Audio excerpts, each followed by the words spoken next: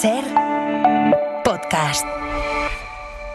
Estás escuchando el abierto de Hoy por Hoy. Cada día analizamos las noticias más relevantes de la actualidad, las claves políticas, económicas y sociales, con las voces de los protagonistas y los distintos puntos de vista de nuestros tertulianos.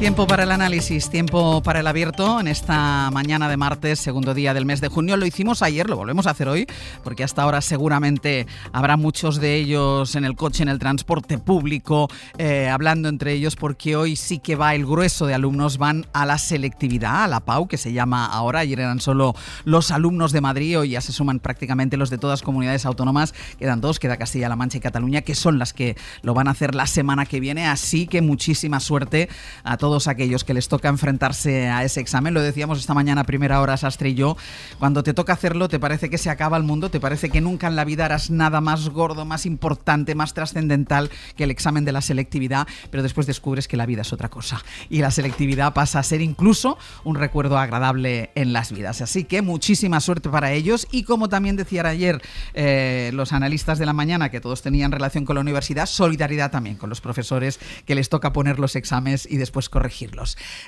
Además de esto, además de este grueso de alumnos que van hoy a la selectividad, vamos a hablar de la moción de censura, de esa presión que está ejerciendo el Partido Popular sobre PNV y sobre todo sobre Junts. Hoy hay un acto importante en Cataluña, en las jornadas del Cercle d'Economia, donde va a hablar el presidente del PP, Alberto Núñez Feijóo. Ahí va a estar la representación de lo más florido, lo más granado de los empresarios catalanes, que siempre han tenido cierta trascendencia, poder, presión sobre Junts per Catalunya. Vamos a ver qué sale de ahí, pero primero vamos a ir con las cuestiones internacionales, que hay dos muy importantes.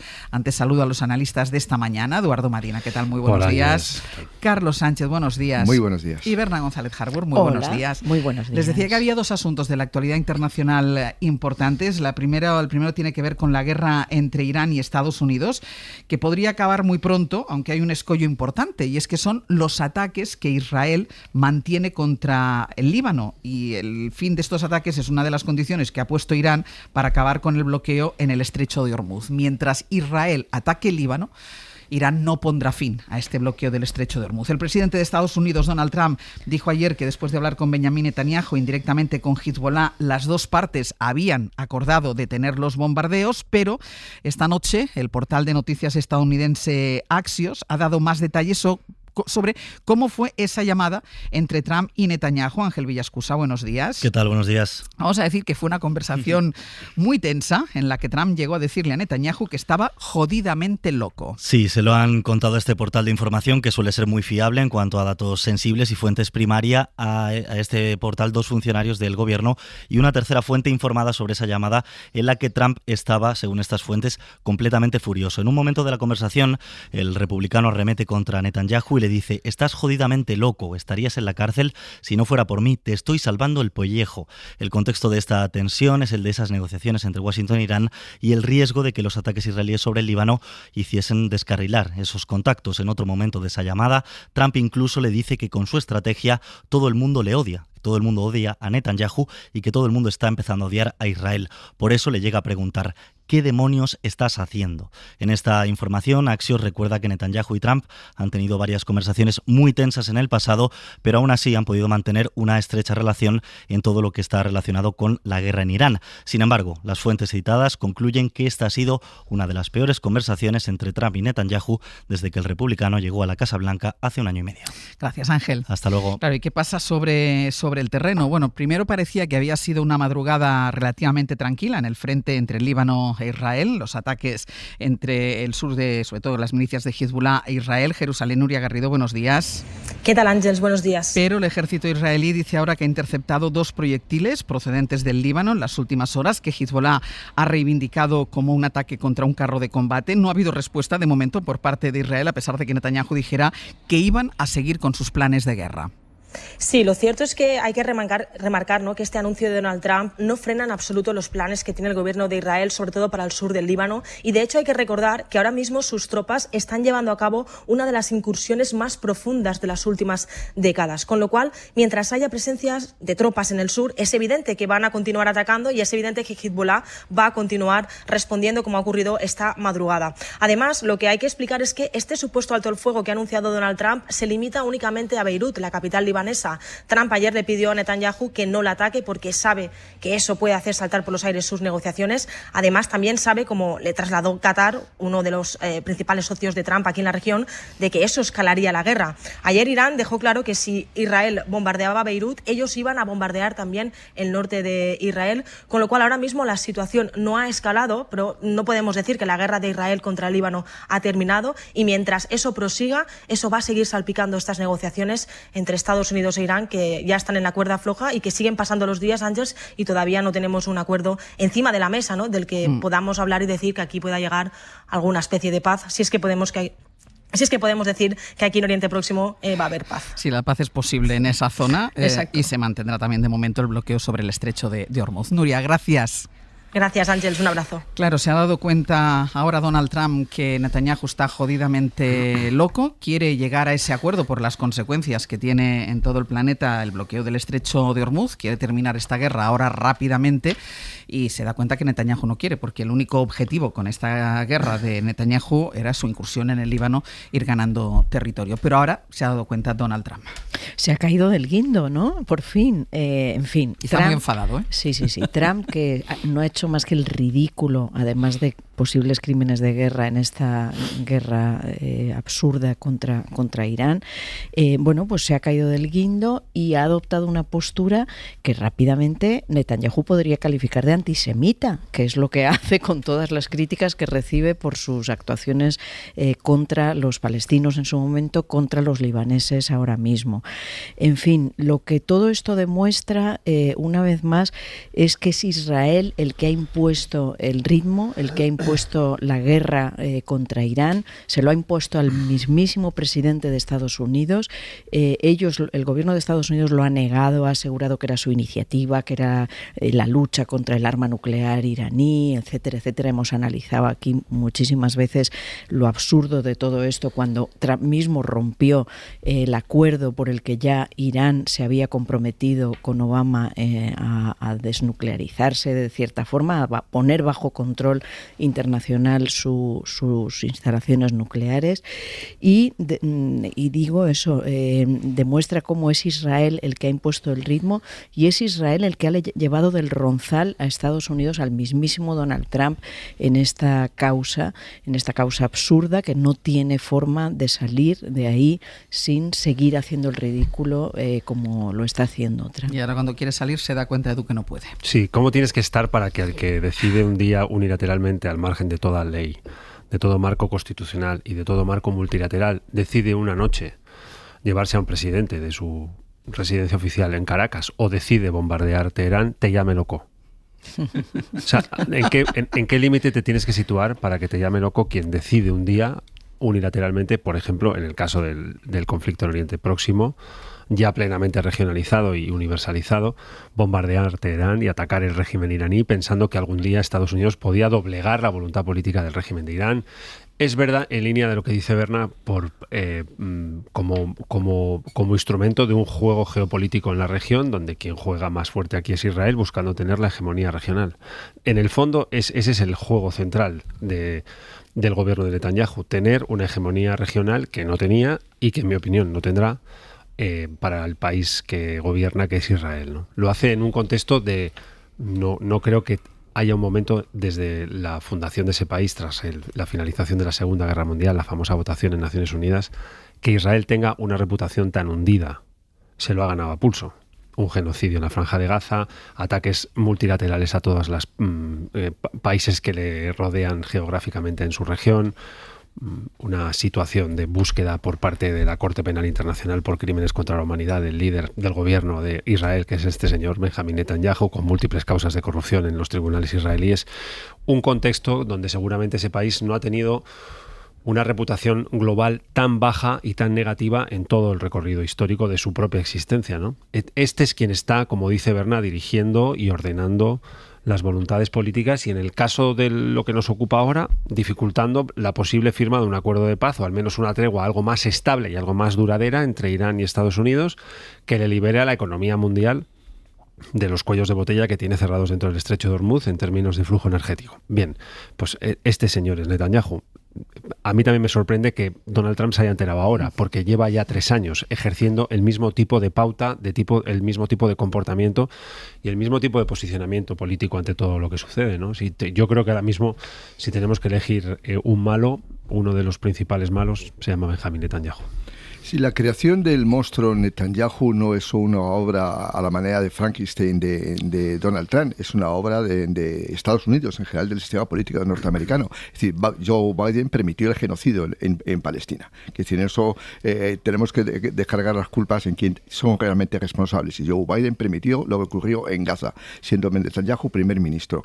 Y luego lo que ha hecho Donald Trump ha hecho precisamente mantenerle esa ayuda de una manera enloquecida, simplemente por razones geopolíticas. Es decir, lo que interesa a Donald Trump es que Israel sea realmente el hegemón en la zona, en la región, y ha permitido todo tipo de barbaridades. ¿Qué es lo que ha cambiado ahora mismo respecto a la situación anterior? Y por eso esa discusión que desvela Axios. Simplemente que necesita ganar tiempo Donald Trump. Donald Trump tiene elecciones en el mes de noviembre, quiere cerrar eso, lo que decía ahora Edu, cuellos de botella en Hormuz, porque el petróleo sigue siendo muy caro, cerca de $100 el barril, que eso pasa factura en términos de inflación a los ciudadanos norteamericanos, porque el tipo de interés no baja, la rentabilidad de los bonos sigue siendo muy elevada y Estados Unidos tiene una deuda global de $39 billones. Por lo tanto, cada décima son miles de millones de dólares que tiene que pagar Estados Unidos, que tiene un problema presupuestario extraordinario. Y ahora tiene prisa por llegar a noviembre, digamos, cerrando esos escenarios que le van mal en términos electorales. Y eso es lo que ha cambiado. Pero la estrategia de fondo de la alianza entre Estados Unidos e Israel se va a mantener en el tiempo, incluso el próximo presidente de Estados Unidos, porque Estados Unidos se juega tener presencia en la zona, en una zona muy caliente, una zona muy complicada, y por lo tanto yo creo que esto simplemente es un movimiento táctico. No creo que haya ninguna diferencia de fondo entre Estados Unidos y Israel, porque Estados Unidos, anteriores presidentes, y estoy convencido que los próximos, van a permitir que Israel haga de su capa un saño en la región. Tienes razón, o sea, eso no va a cambiar y fue así con Biden y será, pero algo sí ha cambiado, y es que esa hegemonía de Israel sí se va imponiendo. Es decir, Gaza ha quedado literalmente triturada, ¿no? Líbano está quedando triturado, y sobre todo las monarquías del Golfo, donde Trump esperaba ir logrando reconocimientos de Israel como se produjeron antes de Marruecos, o de establecimientos de relaciones que iban en una línea pro-israelí, bueno, pues eso se ha quedado congelado, y las diversas monarquías del Golfo están sufriendo en sus carnes por una situación sobrevenida debida a esta locura de Netanyahu. Entonces, no está todo escrito en la zona. Israel ha adquirido muchísimo más poder vía locura, vía misiles, vía genocidio, vía todos los crímenes de guerra que se nos puedan ocurrir, pero ya esos aliados del Golfo, que eran tan ricos, tan estables, que vendían su propia prosperidad y estabilidad como modelo al mundo, ya están temblando. Entonces, bueno, no está escrito todo, y veremos cómo se va inclinando las balanzas en lo que respecta a este asunto. A ver si se le va a ir más la cabeza todavía a Trump y hace una incursión en Israel y se lleva a Netanyahu. ¿No? Ese sería ya el límite de la locura. No, esto era una broma. Vamos a hacer ¿sí? Vamos a hacer una pausa, y a la vuelta seguimos con la otra noticia internacional, que también es de las últimas horas, que quería comentar con los analistas de esta mañana, que es la decisión del Consejo Europeo de dar luz verde a ese texto que contempla endurecer las políticas migratorias, es decir, copiar para toda Europa las medidas, la idea de la migración y lo que hay que hacer con ella de Giorgia Meloni.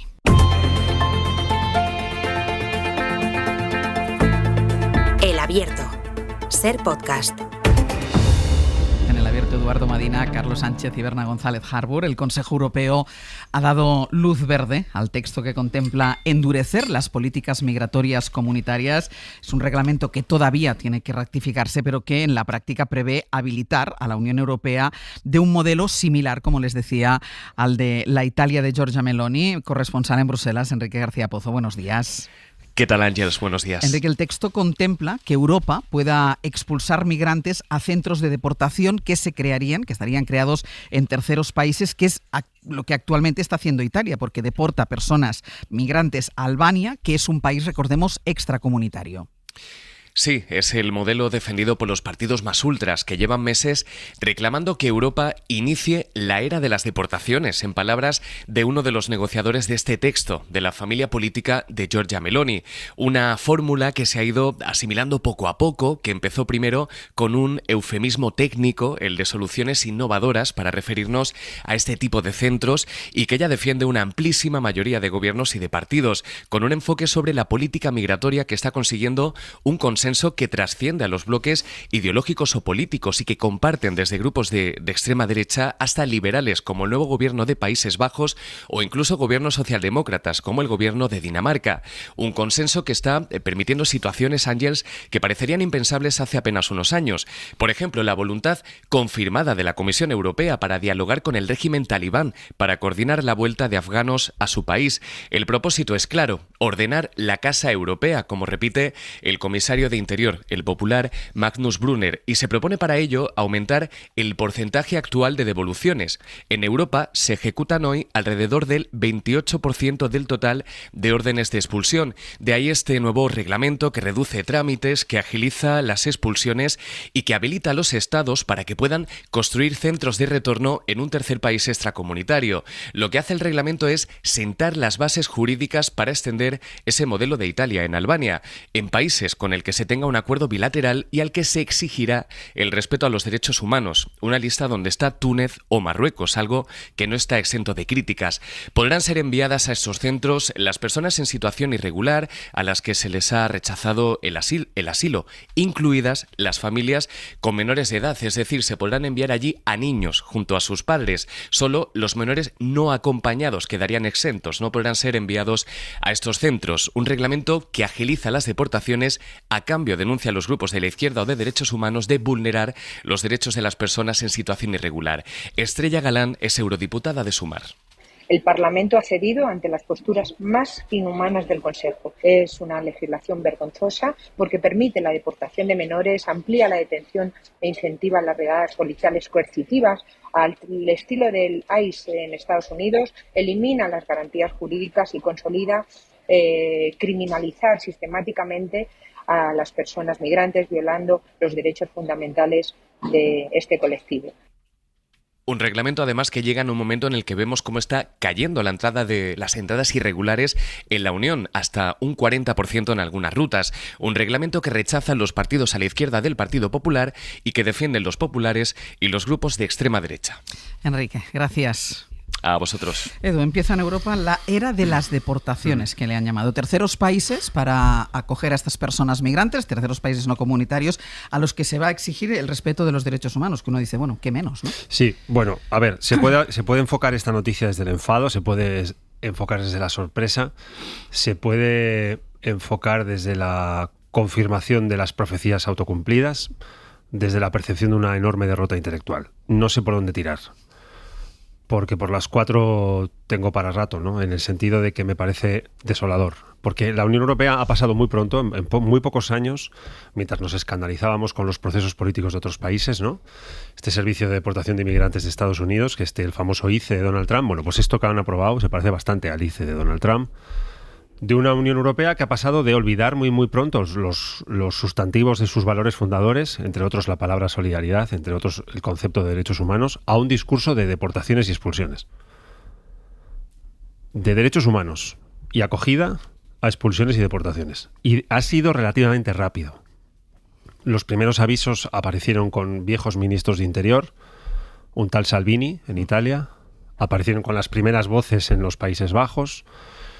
Casi que nos gritaba sola por las calles de París una señora heredera de los dirigentes del régimen de Vichy, la señora Le Pen, que ahora tiene otro nombre y otro señor al mando, que tiene unas encuestas para poder ganar las siguientes presidenciales, incluso en Francia, y eran voces que aislábamos dentro de un ecosistema de palabras que tenía toda la herencia ilustrada, racionalista y humanista, con los cuales son los materiales con los cuales se ha construido la Unión Europea.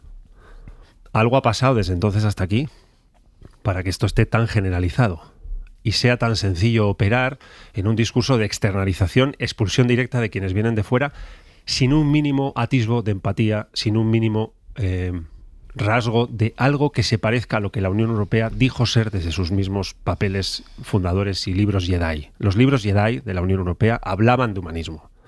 Esto de ayer no habla de nada que tenga que ver con humanismo. Además, sobre un fenómeno muy inflacionado. Muy inflacionado. 700.000 personas sobre 520 millones de habitantes son el total, según Eurostat, que en 2025 había en Europa, vamos a decir, en situación irregular. El 10% de la población europea es inmigrante. El 10% de un total de 520 millones de habitantes, el 10%. Si metemos a los ciudadanos de un Estado miembro que viven en otro, el 14%. Alemanes en España, franceses en España, españoles en Francia, Italia. ¿De verdad esto lleva a un descarrile de valores de este volumen? Ya sabemos que el miedo al que viene de fuera concentra todos los fantasmas, viejos atavismos y materiales políticos más inflamables con los cuales se construyen grandes discursos ultranacionalistas de rechazo al diferente desde hace ya mucho tiempo. El siglo XX, en el fondo, es eso, y algunos siguen jugando ese mismo juego. Pero tenemos una evidencia de una enorme derrota política. La primera pregunta es, ¿el Parlamento español aprueba esto? ¿Está de acuerdo con esto que aprueba el Parlamento Europeo? El Parlamento español me refiero en términos mayoritarios. Ya sé que hay partidos ahí dentro sí. Seguro que dentro de España hay partidos, estoy pensando en Silvia Orriols, que esto le parece poquita cosa, un tema muy menor y demasiado de izquierdas, seguro. O sea, ya sé que hay de todo aquí dentro, pero la pregunta es, ¿el Congreso de los Diputados está de acuerdo con esto que ha votado el Consejo y parece que el Parlamento Europeo? Y segunda pregunta, la del fondo de la sala, la del que está justo esperando detrás del telón. Cuando este telón caiga, ¿de verdad este es el futuro de la Unión Europea? Este discurso xenófobo, racista, de deportaciones, de expulsiones, de el que viene de fuera, me parece que no tiene nada que ver con lo que un día enunció querer ser este viaje de integraciones de soberanías, de consolidaciones de paz, de libertad, de configuración de una idea de ciudadanía heredera de 450 años de humanismo, ilustración, etcétera. Estupendo. La Champions de la xenofobia para la señora Meloni y para los señores y señoras que creen que así arreglan problemitas en casa. Los problemitas en casa que creen que algunos arreglan votando así contra lo de fuera terminan siempre presentándose contra quienes lo votan ahí dentro. Es una cuestión de tiempo. Darle material a los que inflaman pronto los países en discursos ultranacionalistas. Estupendo, sigan jugando a eso hasta que arda todo.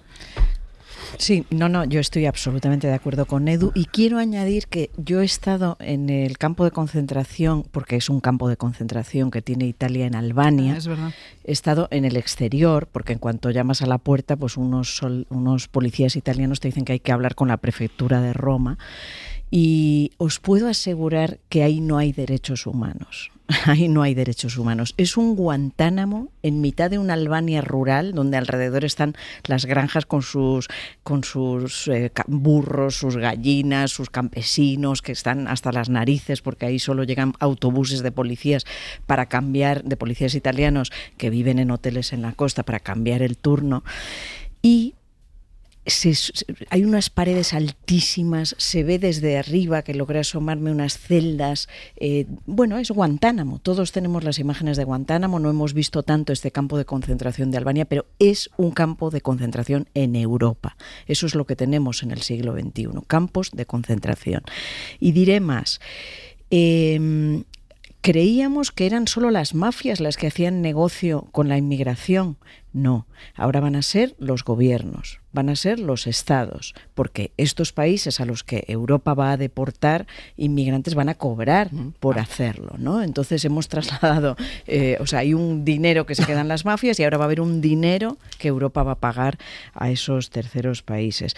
Ahí no se respetan derechos, es lo que tenemos que tener en cuenta, y ahí tenemos campos de concentración en territorio europeo. Es una vergüenza.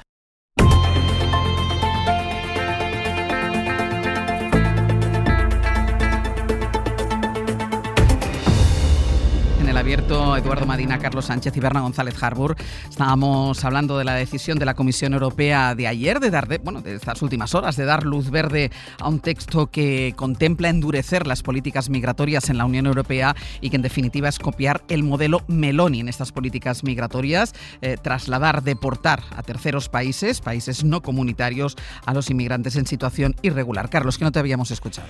Bueno, hubo un tiempo en el que, y no hace demasiado tiempo de él, en el que determinados asuntos, determinadas cuestiones se abordaban las causas de los problemas. Es decir, eso parece que está olvidado. Quiere decir, el asunto de la inmigración tiene que ver con las causas y lo que estamos analizando solamente son las consecuencias. Es decir, como hay muchos inmigrantes irregulares, como aumenta la delincuencia según la extrema derecha, pues lo que tenemos que hacer es expulsarlo de nuestro territorio. Yo creo que desde la posición más democrática, ni siquiera progresista o de izquierdas, se veían las causas, cuando todos hemos entendido que el aumento de la delincuencia tenía que ver con determinadas condiciones sociolaborales, educativas, y por lo tanto había que atacar esas condiciones para que no aumentara la delincuencia. Eso es evidente. Todos entendíamos que los países pobres eran pobres porque habíamos cerrado nuestras fronteras a la importación de productos agrícolas, que es de lo que ellos viven. Es decir, lo que hemos hecho, abrirlos, porque pensamos que esa es la mejor manera de aumentar la riqueza en esos países de origen. Y ahora nos descubrimos que hay muchos inmigrantes irregulares que piden asilo en Europa. Pero claro, hemos creado guerras en el Líbano, hemos creado guerras en Libia, hemos creado guerras en Siria, hemos creado guerras en Afganistán, hemos creado guerras en todo el mundo. Y ahora decimos que tenemos muchos inmigrantes. Pues claro, pero que era gratis bombardear Trípoli. Claro que tienes inmigrantes libaneses, libios, por supuesto que los tienes. Y los vas a tener del Líbano en el futuro. Porque estando con lo que hablamos anteriormente con Israel, ¿qué es lo que hace Israel? Es una máquina de generar inmigración hacia Europa. ¿Y Europa qué hace con Israel? Nada. Tiene un tratado de asociación que pese a que dice que hay que respetar los derechos humanos, y Israel no lo respeta. Y eso es una máquina de irregularidades.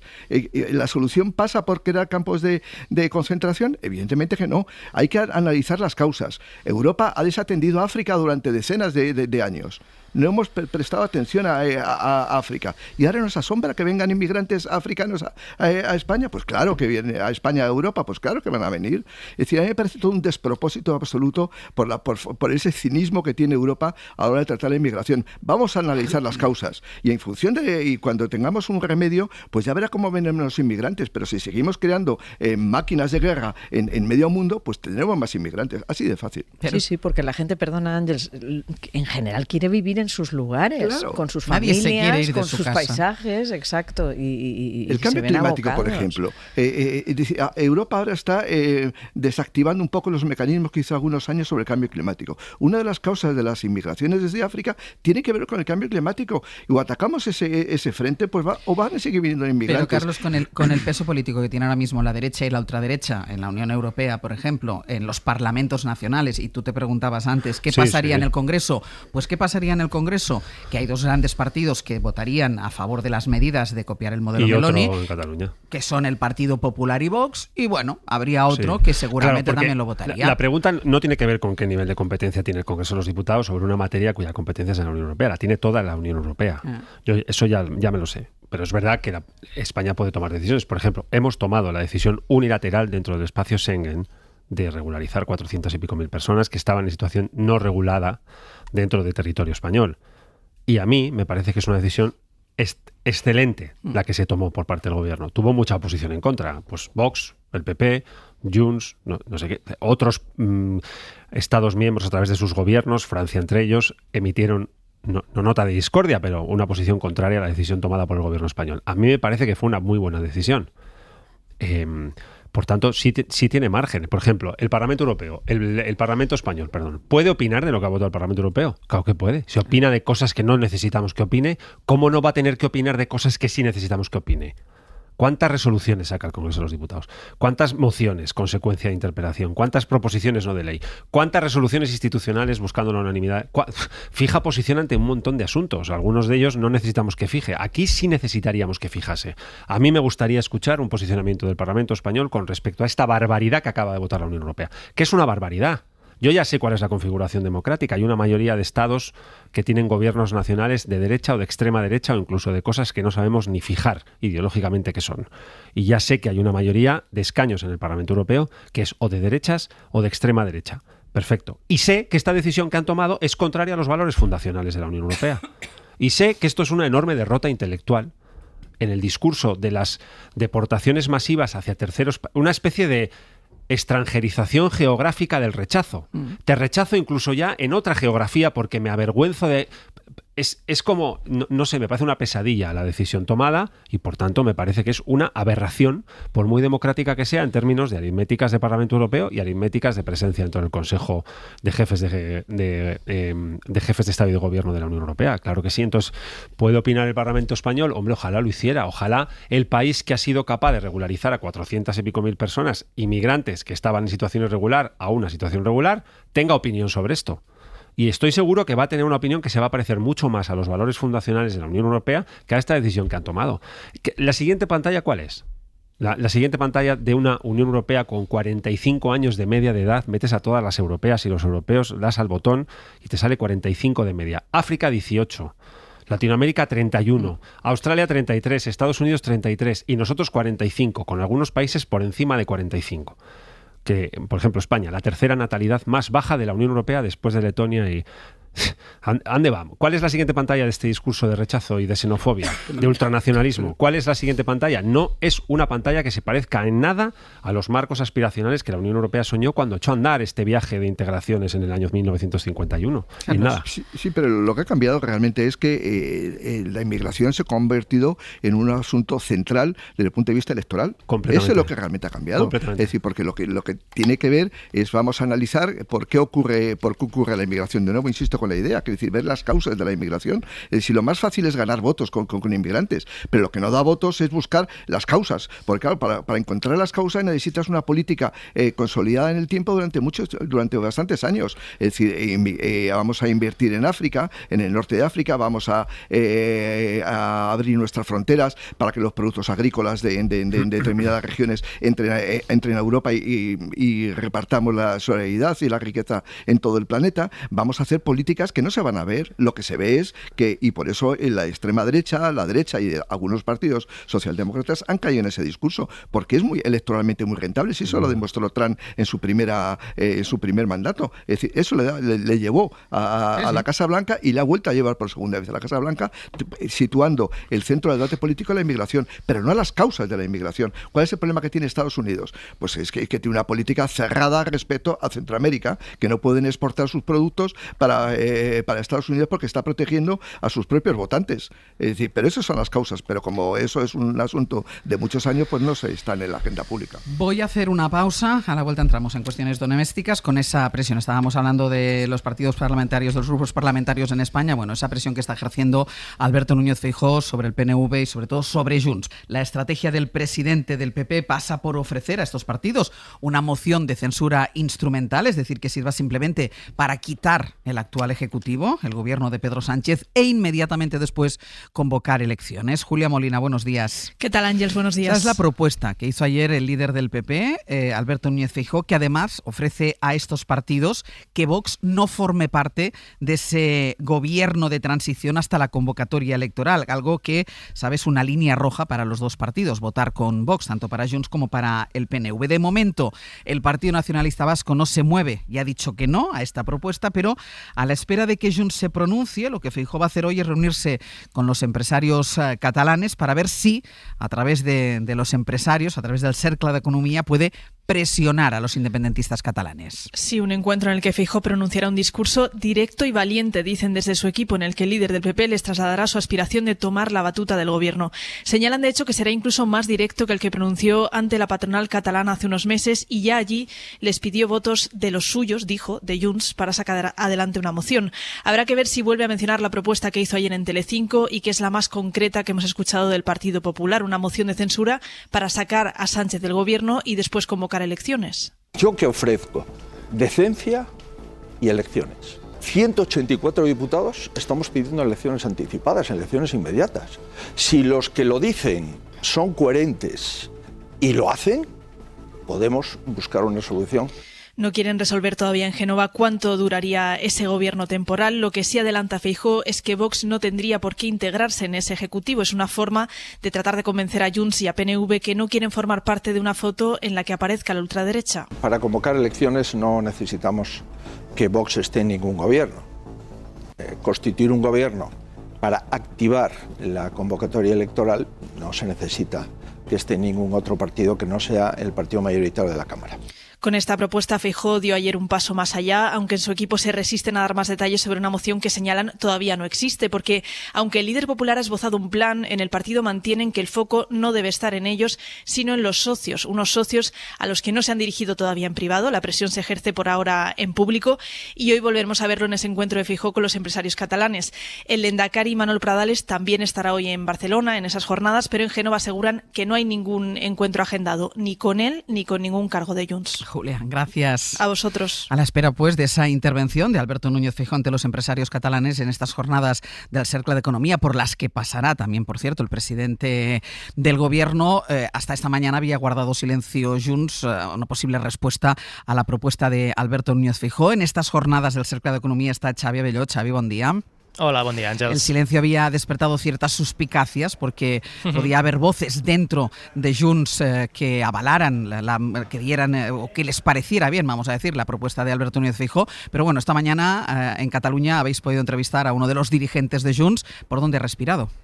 Sí, ayer se reunió la ejecutiva de Junts con esta cuestión sobre la mesa y hace unos minutos su secretario general Jordi Turull ha respondido a Feijóo sin negar, como ha hecho otras veces, cualquier posibilidad de sumarse a esa operación, pero sí poniendo una condición, retar a Feijóo que si quiere valorar seriamente esta opción, lo que debería hacer el Partido Popular es lo mismo que hizo el PSOE en su momento, que es reunirse con Puigdemont en Waterloo. Lo ha dicho Turull en declaraciones a Catalunya Radio. Si ell considera que aquest és un tema seriós i que ha de fer una oferta seriosa a Junts, doncs les coses serioses es fan amb reunions. Ell sap que les reunions amb Junts per Catalunya, amb el president de Junts per Catalunya, doncs s'han de fer a Waterloo. Las cosas serias se hacen con reuniones y que en el caso de Junts per Catalunya en Waterloo, decía Turull.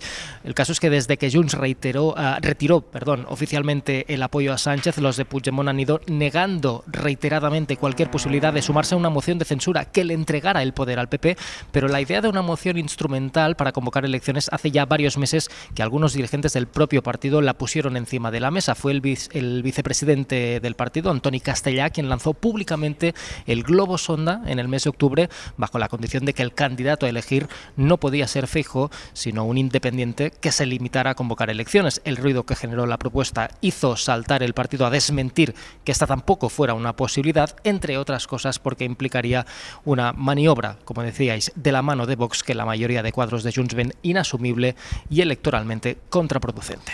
Xavi, gracias. Buenos días. Bueno, ya se sabe aquello de quien algo quiere, algo le cuesta. De momento no hay respuesta definitiva por parte de Junts, pero ya saben que hay un peaje para todo aquello que tenga que depender de Junts, que es esa reunión en Waterloo. ¿Os acordáis de ese capítulo de Los Simpsons que era que lo haga otro? O sea, que lo haga otro. O sea, todos querían, no me acuerdo qué, cambiar en Springfield, pero el lema era que lo fuera haga otro quien lo hiciera. Entonces Feijóo, yo creo que se ha visto ese capítulo y quiere que todo lo que hay que hacer lo haga otro, ¿no? Lo hagan esos socios con los que, como habéis dicho, ni siquiera se ha reunido, sino que solo ejerce la presión pública. Bueno, lo preocupante de Feijóo, lo decía Edu esta mañana en las claves también, es, no solo que se propone hacer esta moción de censura, dice, solo para convocar elecciones, pero en medio dice, bueno, primero, antes de convocarlas, limpiaremos las instituciones. Me echo a temblar. ¿Qué quiere decir limpiar las instituciones? Purgar las instituciones. Y menciona específicamente a Radio Televisión Española, es decir, quiere que Televisión Española le haga la campaña, porque, quiero decir, ¿cuánto va a durar ese gobierno sin Vox para convocar elecciones? Que lo diga, una semana, 3 días, 15 días, pero ya ha dicho que lo suficiente para cambiar, purgar, como ha dicho, limpiar las instituciones. Bueno, pues francamente parece que no quiere que Silvia Inchaurrondo le haga otra entrevista como aquella en la que metió tanto la pata sobre las pensiones, ¿no? Bueno, pues por un lado mis críticas a Feijóo en este sentido, por otro lado, bueno, pues también ciertas críticas a PNV y a Junts, es decir, tú también tienes una herramienta constitucional, la tiene Feijóo, la tienen todos, y el PNV, bueno, pues también se queda en el hace falta elecciones anticipadas, pero no participo en esto. Y Junts pues vuelve a ponernos al señor Puigdemont aquí sin darse cuenta de que de esa manera Junts jamás ya podrá avanzar, porque Puigdemont es el pasado, Cataluña está en otro pantalla y en fin, hay que avanzar en la vida. Si no se lo dicen ellos mismos, se lo tenemos que decir nosotros, ¿no? Carlos. Sí, en la vida y en la política, cuando quiere alguien conseguir determinados objetivos, tiene que elaborar una cierta estrategia, ¿no? O una cierta táctica, es decir, una forma de actuar en los próximos días, los próximos meses o los próximos años.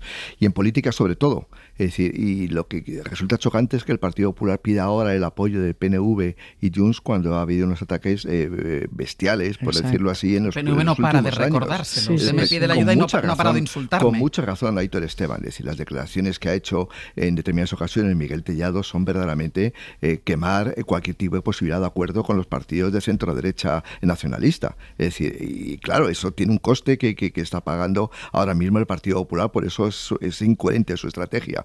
Cuando Isabel Díaz Ayuso dice esas barbaridades contra los nacionalistas moderados o conservadores de Euskadi y de Cataluña, pues evidentemente no está ganando amigos. Es decir, lo que no se puede hacer una estrategia tan incoherente con el Partido Popular. Cuando hay elecciones nos interesa meternos con los nacionalistas porque eso no da votos. Ahora, como ya no hay elecciones, sí vamos a llegar a un acuerdo con ellos. Es decir, en la vida hay que ser serio políticamente. Si el PP quiere que salga adelante la democracia en Extremadura, tiene que dar un clima político suficiente que dé posibilidad de que salga adelante la estrategia.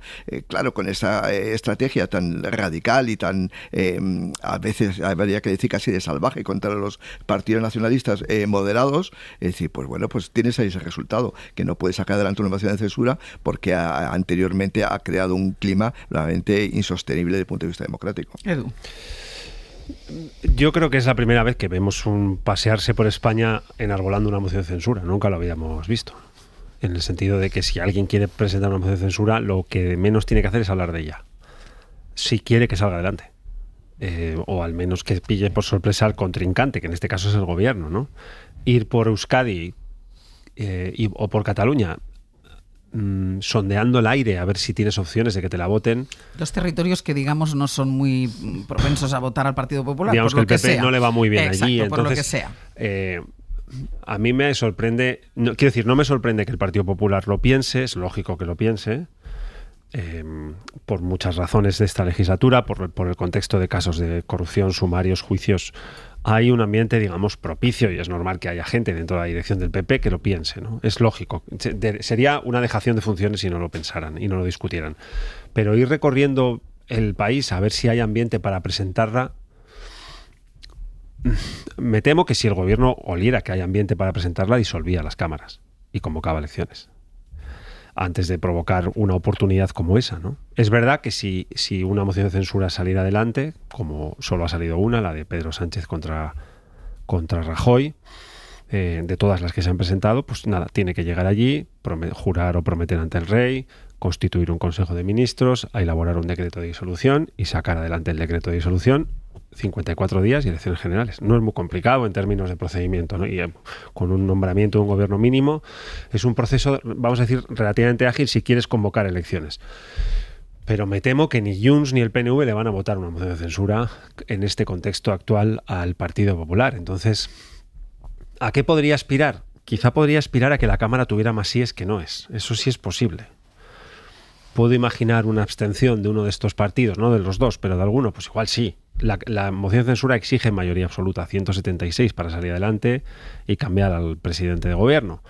Si no consigues 176 votos, no sale adelante. Pero a lo mejor puede haber más síes que noes. En cualquier caso, es la primera vez que vemos una curiosidad histórica de alguien que recorre el país preguntándole al aire a ver si tiene votos o no para una moción de censura, ¿no? Si usted quiere poner a prueba la Cámara, preséntela. Y si no, pues haga política de otra manera, que el Parlamento tiene opciones. Ahora mismo hay múltiples opciones de mayorías de todo tipo, presentando leyes, presentando textos, presentando reprobaciones de ministros. No sé lo que consideres que tienes que hacer, ¿no? Pero Algo me dice que el Papa, el Mundial y el verano están a punto de llegar y van a cambiar la conversación. O se da prisa Feijóo en sus viajes. Pero ¿y si contigo, Carlos? No, dejándome la pelota como me la dejas, Edu. O sea, ¿y si lo que realmente quiere Feijóo es no presentar la moción de censura?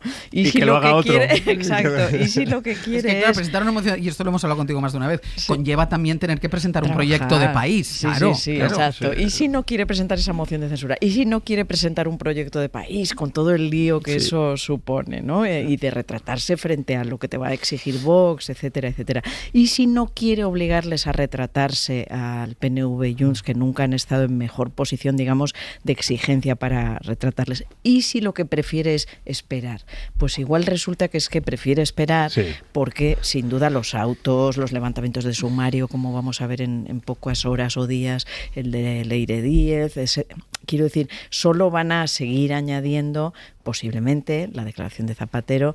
Bueno, pues muy buenas noticias para el gobierno no van a añadir, ¿no? Hay un instante muy redondo que es la sentencia de Ábalos, ¿no? Si se produjera y fuera condenatoria, ahí parece haber un instante, ¿no? Ya, pero esto siempre hemos pensado, o sea, otras veces hemos visualizado otros instantes, ¿no? Parecía, yo lo digo porque parecía que 2 secretarios de organización del Partido Socialista, o sea, es verdad que ahora ya nos hemos olvidado. Lo que pasa es que hay solo uno que presentó una moción de censura, que es Ábalos. Sí, que es el que va a tener una sentencia condenatoria seguramente.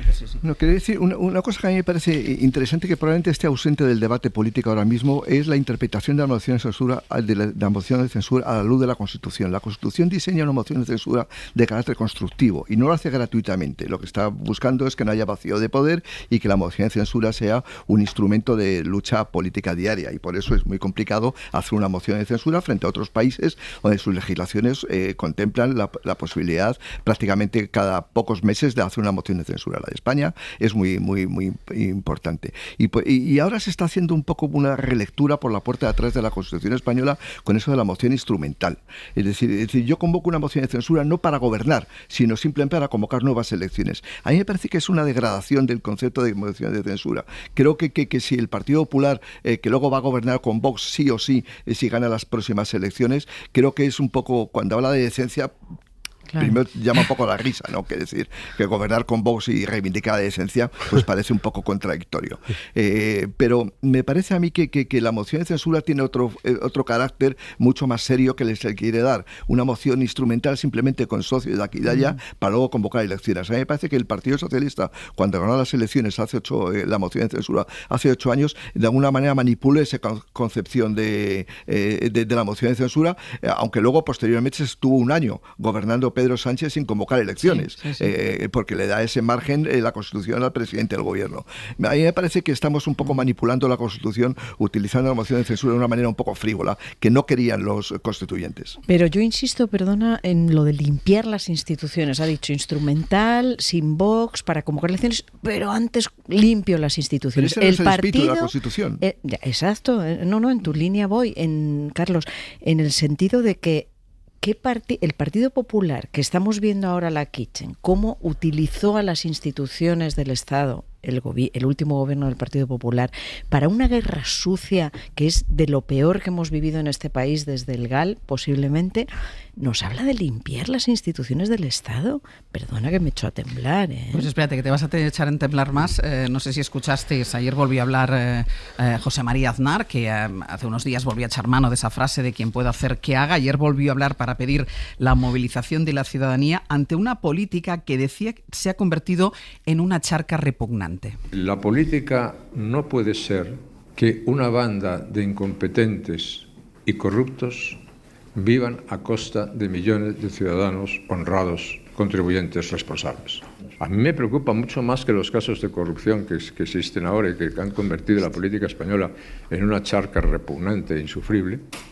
Sí, me preocupa mucho más el deterioro institucional que ha sufrido el país. Claro, los políticos de ahora, sobre todo el gobierno, que han convertido el país en una charca repugnante, lo dice alguien que ha tenido algunos de sus ministros, de sus gobiernos, en la cárcel, que tiene un caso, que es el caso Montoro, que también forma parte, no de su gobierno, en este caso, ¿estuvo con Aznar o solo con Rajoy? Estuvo con Aznar también, ¿no? O sea, estuvo con Aznar, que tiene un caso, que eso sí que es usar las instituciones de este país y concretamente el Consejo de Ministros para para sacar provecho y tener que escuchar esto, no me digas que no es para echarse a temblar. Bueno. Sí. No, el papel que está jugando Aznar en estos días es tremendo, peligroso, da repugnancia, te hace echarte a temblar, porque ¿de qué está hablando el señor Aznar? O sea, cuando el otro día dijo lo de el que puede hacer que haga, insistió en eso, ¿de qué está hablando? ¿Qué quiere exactamente?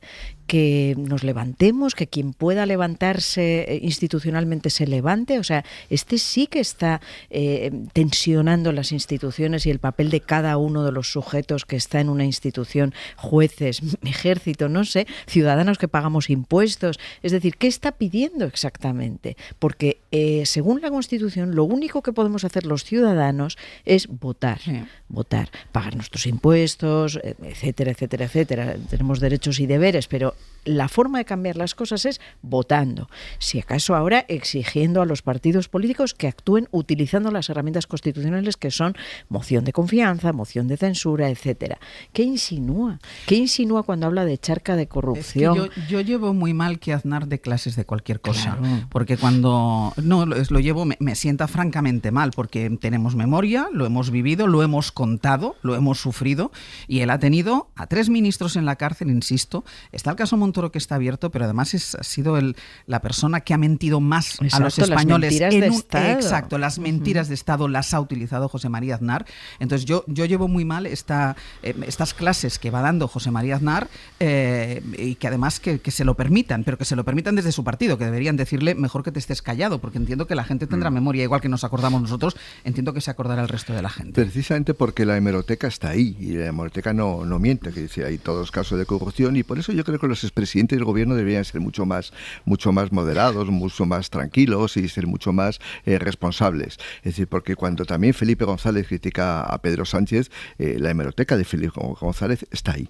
Corrupción, asesinatos de Estado, es decir, eso es también el Felipe González. José María Aznar tiene su propio currículum absolutamente reprobable. Incluso el señor Zapatero muchas veces cuando habla del gran estadista, bueno, es el que hizo los mayores recortes de este país en el año 2008-2011. Por lo tanto, yo creo que los expresidentes tienen que tener una posición mucho más moderada, dar consejos, decir hacia dónde tiene que ir el gobierno de España, pero de luego no estar en primera fila de la política.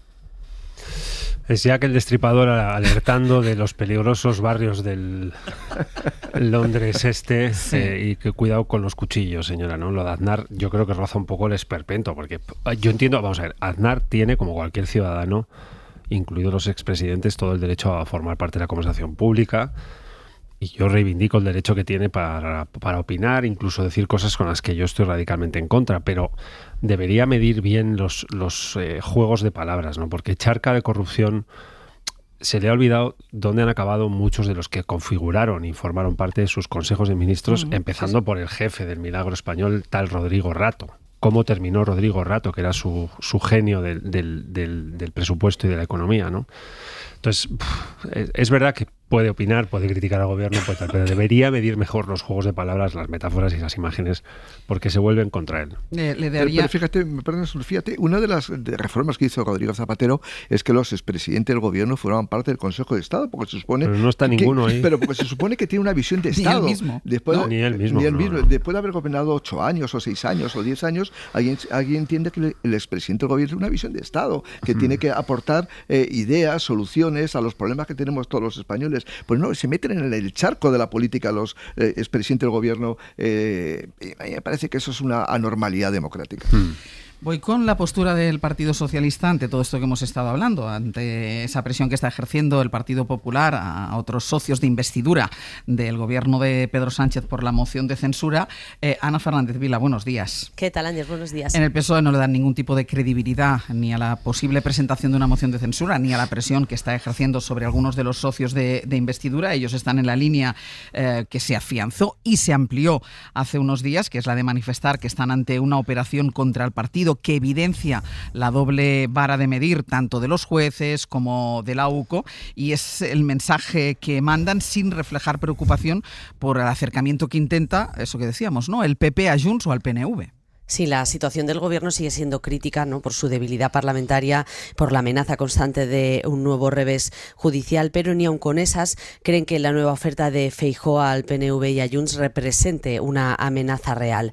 En Moncloa están convencidos de que nada de lo que les pueda ofrecer el PP les compensaría sumarse al bloque de Vox por el golpe que supondría eso para su credibilidad ante sus votantes. Así que en ese sentido se puede decir que los socialistas respiran tranquilos mientras tratan de controlar los nervios por el frente judicial, por la publicación del sumario del caso Leire Díez. Los socialistas están volcados en encapsular todo lo que tiene que ver con este asunto en la gestión de Santos Cerdán y defienden que ya actuaron. Garantizan máxima colaboración con la justicia, aunque al mismo tiempo siguen denunciando que existe un linchamiento, dijeron ayer, contra el proyecto socialista, como se demuestra, dicen, con otros casos que creen que están basados en infundios, como se está viendo, dicen, en el juicio al hermano de Pedro Sánchez.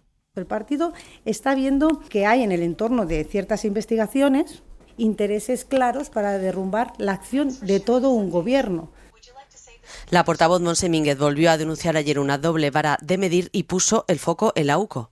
Informes de la UCO rapidísimos para todo lo que sea socialista y, en cambio, insisto, informes de la UCO que todavía estamos esperando. ¿Esto es casualidad o es causalidad? Esto decía la portavoz tras la ejecutiva en la que Sánchez les dejó una consigna clara: toca cerrar filas y resistir, y en eso están Ángels, mientras hacen oídos sordos a las voces críticas que circunscriben algún territorio, a García Paje en concreto y a la vieja guardia. Ana, gracias. A vosotros. No debería ser impedimento el hecho de que pongas en cuestión, y aquí lo hemos hablado, las instrucciones de determinados jueces, y sorprenden determinadas cosas, no debería ser incompatible con dar explicaciones y no escudarte solo en una, bueno, alguno con más fuerza, otro con menos fuerza, teoría de la conspiración, o hacer hincapié en las casualidades y prescindir de las explicaciones. Sí, además a mí me sorprende que la portavoz del Partido Socialista, que es el partido que apoya al gobierno, actúe como si estuviera en la oposición, cuando dice que la UCO depende del ministro de Interior. Digo yo, algo tendrá que decir el ministro de Interior sobre lo que pasa en la UCO, ¿no? ¿O es un problema del Partido Popular? Ahí lo dejo. Sí. Creí que iba a seguir con el argumento. Que hable con Marlaska. Sí. Lo que está diciendo es que hable con Marlaska. Bueno, a ver, han tirado por esa vereda, han seguido con ese hilo. Yo creo que es un error. Creo que fue la semana pasada cuando lo dijimos, ¿no? Sobre todo es un error cuando en parte hay un sumario que está tratando de investigar si ha habido o no utilización de métodos antidemocráticos como medidas coercitivas contra jueces, fiscales y policías que investigan casos de corrupción que te afectan como partido. Enarbolar la existencia de una trama antidemocrática contra ti cuando se investiga si has tú construido una trama antidemocrática es un mal argumento, porque pronto te lleva al otro lado. Entonces, tengo la sensación de que esta es una narración que va a ir decayendo, que son los últimos estertores de este discurso de la gran conspiración contra alguien, el mal oculto en una habitación oscura contra el bien. Creo que va a morir pronto, y va a morir con el proceso de publicación de sumarios, con los avances en los procesos judiciales. Se discute si ha habido o no ha habido en el sumario del juez Pedraz una trama alrededor de Ferraz para presionar a quienes investigan casos de corrupción. Esa es la discusión. Por tanto, no conviene hablar de tramas ocultas, porque están investigándote si tú has protagonizado una. Es que es un mal argumento. Desde el punto de vista de la oportunidad, desde el punto de vista de la institucionalidad democrática, es un error, porque atenta contra tu propia historia y te asemeja a lo que decía el PP cuando se le investigaba a él. Pero desde el punto de vista de la coyuntura es mala idea, porque pronto permea contra la realidad, y con la realidad, tal y como en el sumario de Pedraz leímos, es un argumento, en mi opinión, un poco erróneo. Por eso creo que va a ir desapareciendo del escenario. Sí, la teoría de la conspiración, lo hemos hablado también la semana pasada, yo creo que es muy penosa, muy infantil, llegados a este punto, cuando, lo hemos hablado, ¿no?, muchas veces, que el caso de Begoña Gómez o incluso del hermano del presidente, pues pueden estar en una liga, pero tenemos dos secretarios de organización, exsecretarios de organización del PSOE, esperando sentencia por hechos que hemos contemplado como con una transparencia a través de esos audios y testimonios, que nos avergüenzan a todos. Tenemos una acusación o una imputación de un PSOE que posiblemente o supuestamente ha estado financiando a Leire Díez y operaciones para presionar a esos jueces, fiscales, etcétera. Tenemos un expresidente por primera vez en este país esperando declarar, imputado por hechos también bastante graves y del que ya constan documentaciones sobre ingresos, él, sus hijas, etcétera, de empresas, de una trama beneficiada por un rescate. En fin, son una acumulación de cosas que dan mucha vergüenza a cualquiera que sea de izquierdas, a cualquiera que sea socialista, a cualquiera que sea ciudadano en general, que, bueno, pues efectivamente Edu lo ha dicho y yo creo que se va a ir quedando arrinconado por el peso de autos, etcétera, que vamos a ir viendo. Para hacer algo complementario a lo que decía Eduardo Madina, vamos a ver, yo estoy de acuerdo en que tiene que decaer esa impresión de jugar en la teoría de la conspiración y que vienen a por nosotros. Estoy muy de acuerdo. Pero claro, lo que esto no puede hacernos olvidar un tema de fondo, que es el comportamiento y la forma del sistema judicial cuando hay asuntos de corrupción en España. Me parece que es un asunto central. Es decir, el papel de determinados jueces, el papel de las leyes que permiten que las acusaciones populares filtren documentos que son secretos, que se conviertan realmente en caballos de Troya de la justicia, creo que es una cosa a analizar seriamente, porque estamos viendo que ya el hermano de Pedro Sánchez está condenado por la opinión pública. Y eso es lo que políticamente es relevante. Luego veremos cuál será la verdad judicial. Pero que decir que se investigue, que se pongan al día, que se normalicen, que se actualicen, digamos, todos los procedimientos judiciales para evitar que alguien esté condenado simplemente por estar imputado, creo que es un asunto central que el gobierno tiene derecho a defenderse en ese aspecto. No, es decir, no se puede olvidar incluso eso. Que haya, no sé, unas pautas de tiempo, de lo que sea, que eviten que se levanten suspicacias, que es muy fácil. Y lo estamos viendo con la pareja de Isabel Díaz Ayuso, que todavía no ha sido juzgada en ninguno de los casos, y en cambio estamos viendo, y ahora hablaremos un momento de ello, de cómo se corre en otros casos, hay como mucha más prisa. Si el funcionamiento de la justicia, y no lo digo ideológicamente, lo digo el funcionamiento técnico de la justicia fuera de otra manera, evitaría levantar cualquier tipo de suspicacia. Sí, es verdad que y el propio PSOE, que yo recuerdo de épocas anteriores, y no sé el PP qué ha hecho con esto, ¿no? Sumar también trató de avanzar aquí. Es una decisión de qué pasa cuando a un cargo público le imputan, cuando le llaman a juicio oral, en qué parte del proceso tiene que dejar sus responsabilidades y dimitir. Pues el PSOE durante un tiempo discutió mucho de este asunto porque no era nada fácil. Yo creo que encontró un punto de equilibrio que cuando hay una citación ya a juicio oral, pero es verdad que en cuanto hay una imputación, la opinión pública condena muy rápido. Con una habilidad, vemos penalti en el área contraria muy fácil y nunca vemos penalti en el nuestro. Sí. En nuestra área nunca, el árbitro se equivoca siempre y en el de enfrente siempre es penalti. Entonces, también ahí es verdad que el plano subjetivo de mirada es determinante en el juicio que hacemos sobre los casos de corrupción. Y por eso yo siempre he insistido aquí tanto tiempo. ¿Cuál es la brújula aquí? La brújula es ver la escena enfrente como cuando es en tu casa y en tu casa como cuando es enfrente y tratar de ponerte tú a ti mismo en el espejo cambiando el sujeto. Cuando la corrupción te visita en tu barrio, tratar de tener el mismo análisis que cuando visita el barrio contrario. Mira, pero fíjate, hay una cosa muy brevemente, que a mí siempre me preocupa cuando nosotros leemos los informes de la UDEF o de la UCO, que son simplemente informes policiales o de la Guardia Civil. Sí. Es decir, pero realmente no sabemos lo que dice el juez. Sí. Pero claro, cuando se filtra a la opinión pública, es una sentencia. Que es la opinión del juez. Sí. No, es la posición de un policía o de un guardia civil. Es decir, no del juez. Pero claro, todas estas cosas es muy complicado. Sí. Y por eso el Partido Socialista tiene derecho a defenderse diciendo que haya más claridad en todo este procedimiento, y el Partido Popular, por supuesto. Uno de los procesos que levanta suspicacias, y tú lo citabas ahora, Carlos, es el del hermano de Pedro Sánchez, de David Sánchez, por presunta contratación irregular en la Diputación de Badajoz. Isabel Vega, buenos días. ¿Qué tal? Buenos días. Van 2 sesiones de juicio y ayer en la segunda sesión se produjeron varios momentos clave que han puesto en duda algunos de los pilares en los que se ha basado la acusación, porque los testigos que hablaron ayer, algunos de ellos testigos claves para la causa, no relataron irregularidades en la contratación de David Sánchez. Incluso explicaron que su trabajo, al que dicen que sí acudía, que sí iba a trabajar, había sido valioso para los conservatorios. Sí, fue una jornada con saldo positivo para las defensas, porque esos testigos que mencionan y que son los que dieron a entender que ya se sabía de antes que la plaza iba a ser para David Sánchez, ayer matizaron mucho sus palabras, como Evaristo Valentí, director de uno de los conservatorios. Él envió un email el día de la convocatoria con el asunto hermanísimo. Ayer la habladuría ya no era que a David Sánchez le fuesen a dar el puesto, sino que el hermano de Pedro Sánchez iba a concurrir. No, yo había escuchado el rumor de que se iba a presentar, pero también conocía, pues yo creo que el 80% de los que se iban a presentar. Sí, pero no le puso el nombre del 80%, le puso el nombre del hermanísimo. Claro, porque llama mucho más la atención. Valentín no supo ubicar el origen de los rumores, como tampoco la destinataria de aquel email, Yolanda Sánchez, directora de otro conservatorio. Y sin rumores operó el jefe de Servicio de Recursos Humanos, José Ramón Suárez. Nadie se puede mover por rumores en un puesto de recursos humanos. Primero, no escuché nada, y segundo, si hubiese escuchado algo, como el que oye llover. Esta era la enésima referencia a las habladurías y acabó con la paciencia del tribunal. A la sala no le interesan ni los rumores, ni las elucubraciones, ni los corrillos. ¿Me han entendido?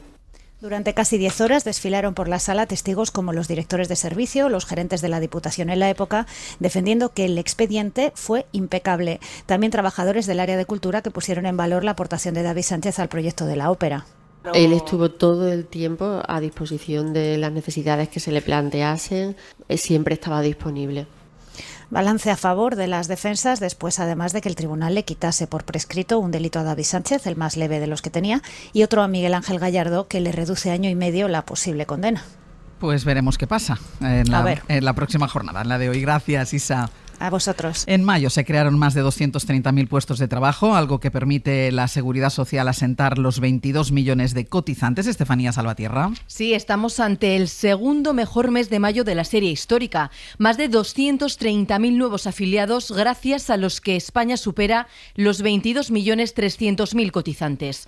Mayo es uno de los meses más dinámicos para el empleo debido a la temporada de verano, cuyas contrataciones empiezan en abril, sí, pero se intensifican a lo largo de estas semanas. De hecho, el 36% de los nuevos afiliados se concentran en la hostelería y el comercio. Y un dato que nos ha llamado la atención: en el último año son las actividades del sector primario las que más crecen, un 8%.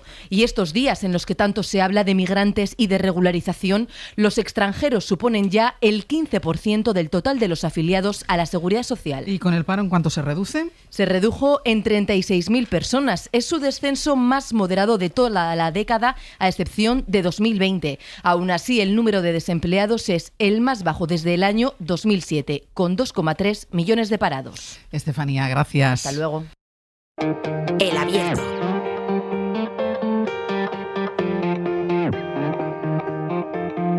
Ser Podcast.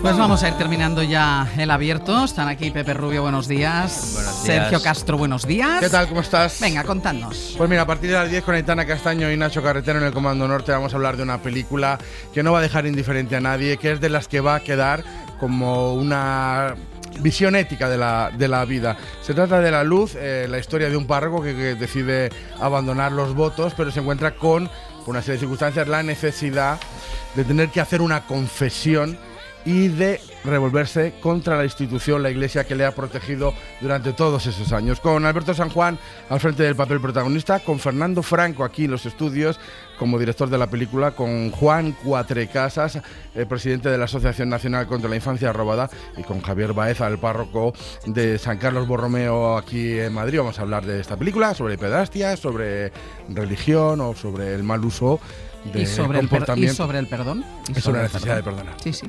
¿Qué más? Bueno, lo siguiente será meternos en el jardín de Eduardo Barba y ya pueden llamar, ya lo saben, 900-100-800 para cualquier consulta que quieran hacer a este jardinero fiel que tenemos todos los martes sobre cualquier tipo de problema relacionado con plantas y jardines. 900-100-800. ¿Y de qué tema va a hablar hoy? Pues del césped y otras alternativas para tapizar el suelo en los jardines. Vale. Porque el césped se lleva mucha agua, es fatal. Y hay alternativas más. 900-100-800 para que llamen y pregunten a Eduardo Barba lo que ustedes quieran, algún problema que tengan. Ahora se acerca el verano, además, ¿qué hago con las plantas si me voy de vacaciones? 900-100-800. ¿Y qué nos queda? Y terminamos como todos los martes con 15 minutos de fama con Martín Bianchi, hoy con algunas novedades sobre el caso de Jonathan Andic. Y luego sobre la hoguera de las vanidades en la que se ha convertido la casa de Benito Antonio Martínez Ocasio, Bad Bunny. Vale. Que ya con esto no ya hace con esto ya más. llenamos. Sí. Eduardo Madina, Carlos Sánchez, Berna González Harbour. Hasta la semana que viene. Gracias. Adiós. Para no perderte ningún episodio, síguenos en la aplicación o la web de la SER, Podium Podcast o tu plataforma de audio favorita.